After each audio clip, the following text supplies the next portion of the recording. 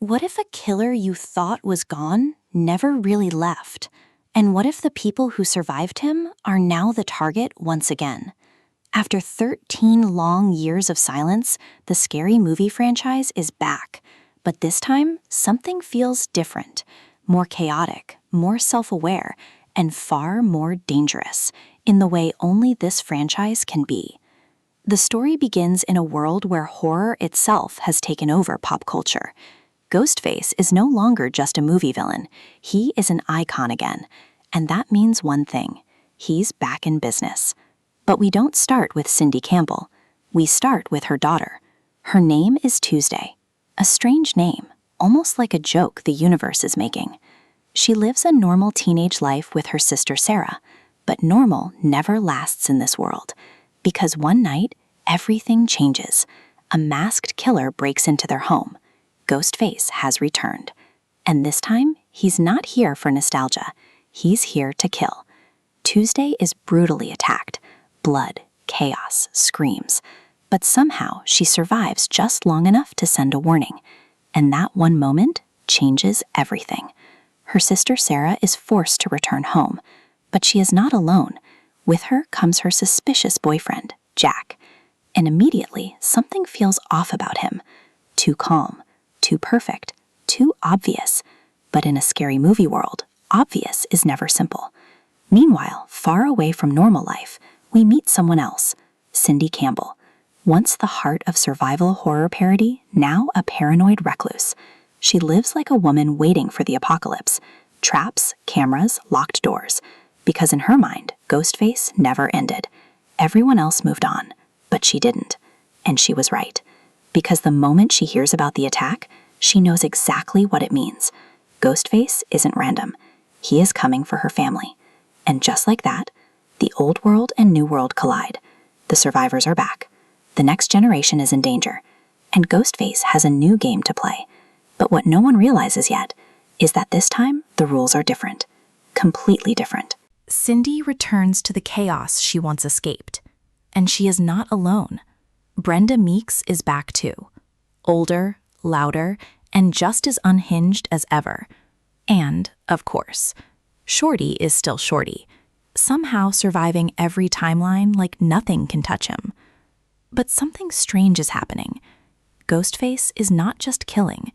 He is targeting families, connections, legacies, almost like someone is rewriting history itself.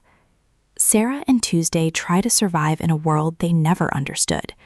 But the deeper they go, the more they realize something terrifying. This is not just a killing spree. It feels staged, like a movie within a movie, a reboot of a reboot, a requel, as the horror world now calls it. And that's when the jokes begin, but not the kind you expect. Ghostface attacks are mixed with twisted humor. Pop culture references explode everywhere. Nothing is sacred. Everything is mocked.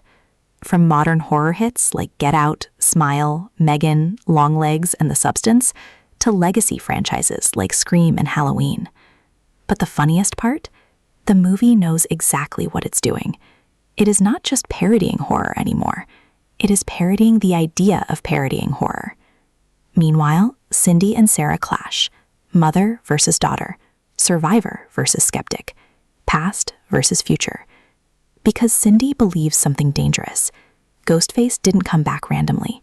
He came back for her. But before she can explain more, another attack happens. And this time, it's personal. Someone close to the group is killed. And suddenly, survival is no longer a joke. The comedy fades, and fear takes over. Because Ghostface is evolving, and no one knows who is behind the mask anymore. As the attacks continue, paranoia spreads. Everyone becomes a suspect. Even allies start looking dangerous. Even jokes start feeling like clues. Shorty thinks it's all a conspiracy. Brenda thinks it's Hollywood punishment. Ray thinks it's cultural commentary gone wrong. But Cindy thinks it's something worse. A system, not a person. And she might be right. Because suddenly, Ghostface appears in multiple places at once. Different killers, different voices, same mask. This is no longer a single murderer. This is a movement, a copycat epidemic, a franchise of killers. Sarah begins uncovering something disturbing. Every victim connects back to Cindy's past. Every attack ties into old scary movie history, even events she thought were buried. But then comes the biggest shock. Jack, the boyfriend, disappears during an attack, and when he returns, he is not the same. Or at least, that's what everyone thinks. Because in true scary movie fashion, nothing is reliable, no one is safe, and no identity can be trusted. Ghostface begins unmasking victims in reverse, revealing killers who are also targets, confusing truth and performance, until reality itself starts breaking apart. And just when everything feels like it's collapsing, Cindy makes a discovery. The entire situation is structured, like a script, like a franchise reboot designed to reset everything. And she realizes something horrifying. They are not surviving a story. They are inside one. But before she can act on it, she is captured. And Ghostface finally reveals the plan is far bigger than anyone imagined. Cindy is taken to the place where everything began, the original trauma site, the symbol of her past survival. And Ghostface is waiting. Or rather, ghost faces, plural.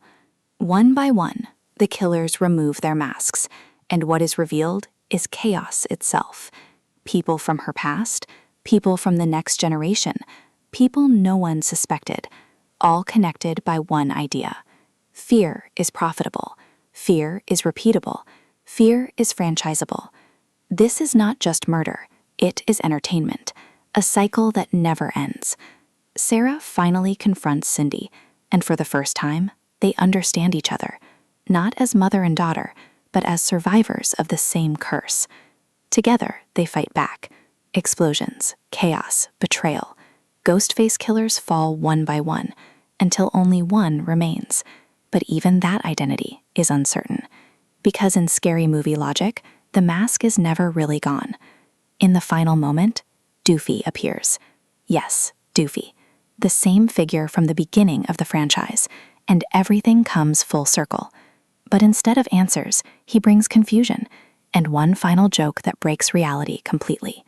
The survivors walk away, but nothing feels truly resolved, because the real message is hidden beneath the chaos.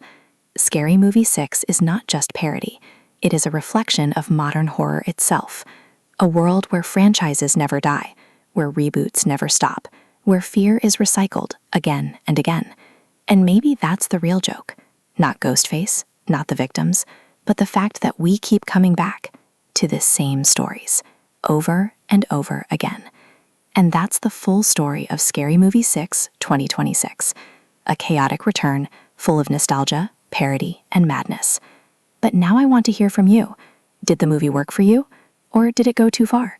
Let me know in the comments. And if you enjoy movie explanations like this, don't forget to subscribe for more deep story breakdowns, because the next story might be even darker than this one.